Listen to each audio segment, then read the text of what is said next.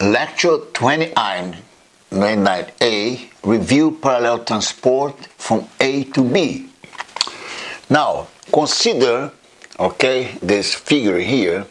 This is a path from A to B. This is B over here. So there's a curve which belongs to the manifold, okay?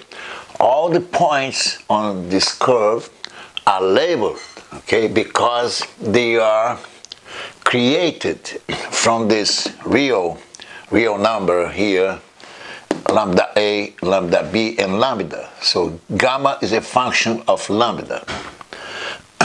Now, this A here, the coordinates are A and B, and the point B is A plus delta A and B, because we are moving in the x1 direction. This is important here.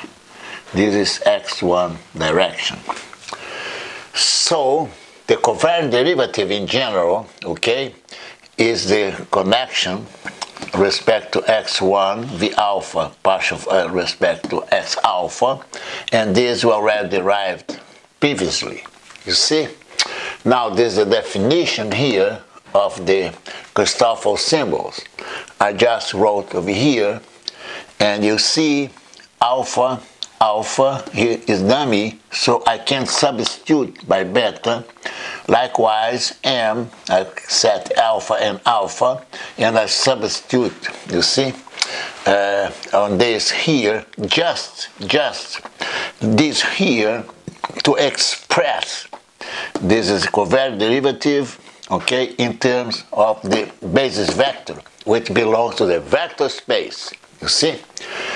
So then, in terms of components, we just copy, okay, from here, okay, I just wrote over here. So if the transport vector V has only V1 non-zero, this is V2 is identical to 0, thus this covariant derivative is reduced, okay, only on these x1 components right over here.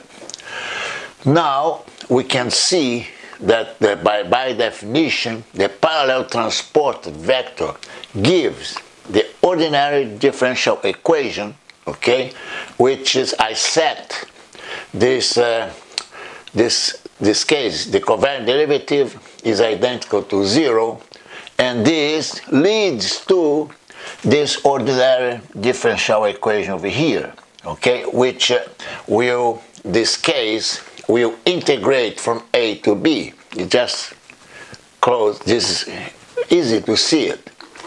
So this integration here, okay, I can move, okay, integrate both sides. This is log, okay, of V1b to V1a.